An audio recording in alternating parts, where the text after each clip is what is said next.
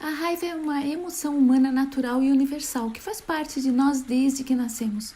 Esse sentimento nem sempre é aparente, mas ele existe em todos nós. Todos nós nascemos com o potencial para sentir e expressar raiva, porém, o que nos causa ou desencadeia esse sentimento difere em cada um. Portanto, se você acredita que não tem raiva, mude essa crença e invista apenas em não ativá-la da forma errada.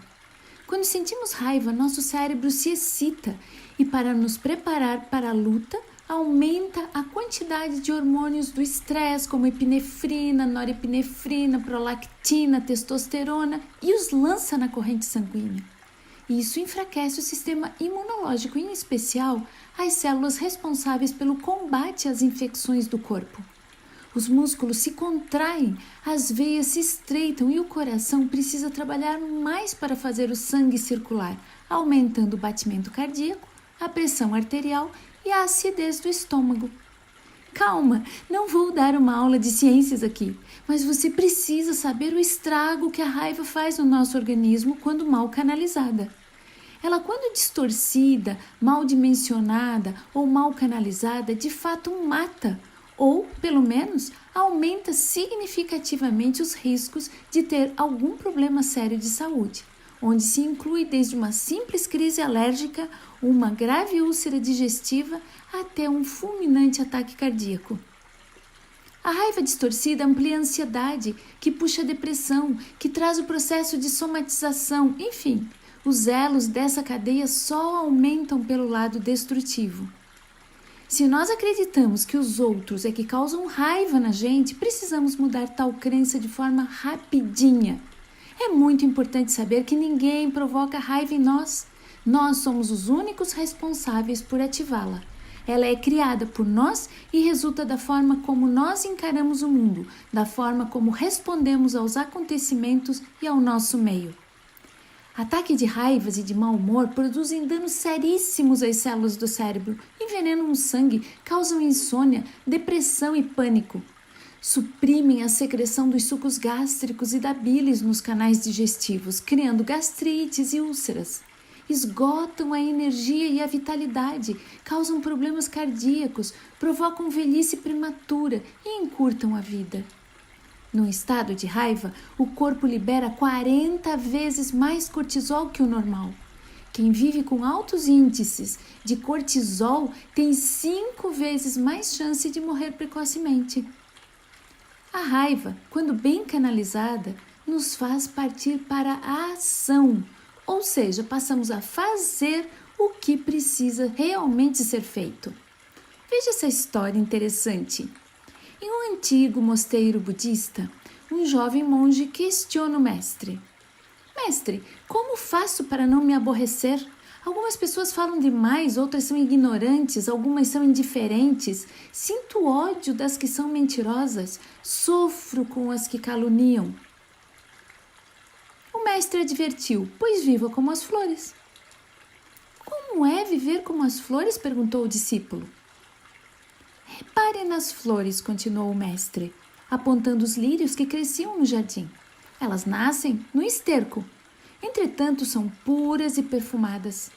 Elas extraem do adubo mal cheiroso tudo que lhes é útil e saudável, mas não permitem que o azedume da terra manche o frescor de suas pétalas. É justo angustiar-se com as próprias culpas, mas não é sábio permitir que os vícios dos outros o importunem.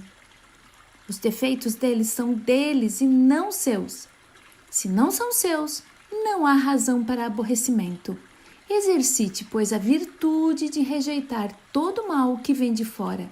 Isso é viver como as flores. Todas as vulnerabilidades emocionais que nos levam ao estresse podem ser amenizadas e transformadas através de mudanças de crenças, valores e hábitos, além de muita persistência e vigília, para não recair em comportamento depois de passado algum tempo. Pensamentos positivos, lembranças felizes, tudo aquilo que gera bem-estar momentâneo pode ser utilizado para amenizar situações de frustração, de tristeza ou algum tipo de desconforto.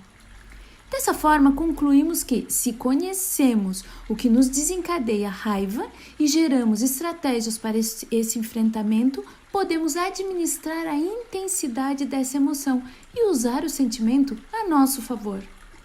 Alteramos nosso comportamento a partir do autoconhecimento na mudança do modo de pensar, de perceber o mundo e de avaliar o acontecimento.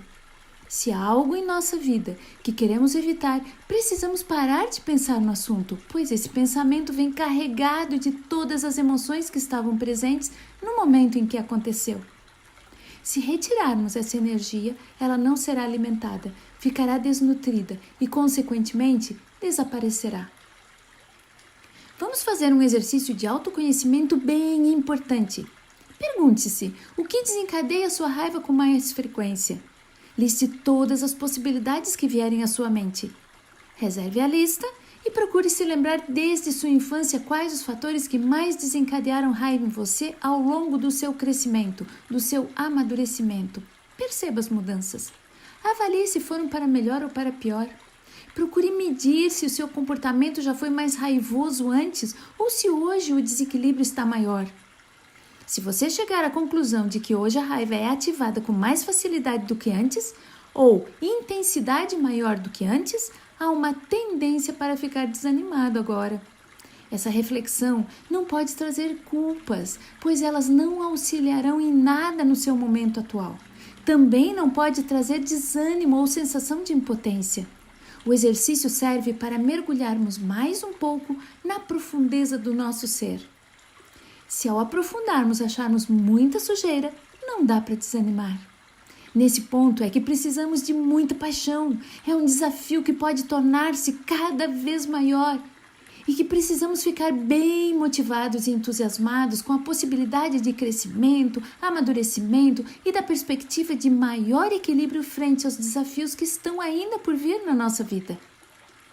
Com a lista de tudo o que desencadeia sua raiva com mais frequência, bem como com a conclusão de que você lida melhor com isso hoje ou não, siga em frente. Sente-se em um local tranquilo para completar o exercício. Feche os olhos, respire profundamente e traga lembranças de momentos muito bons em sua vida, momentos de coragem, de sucesso, de alegria.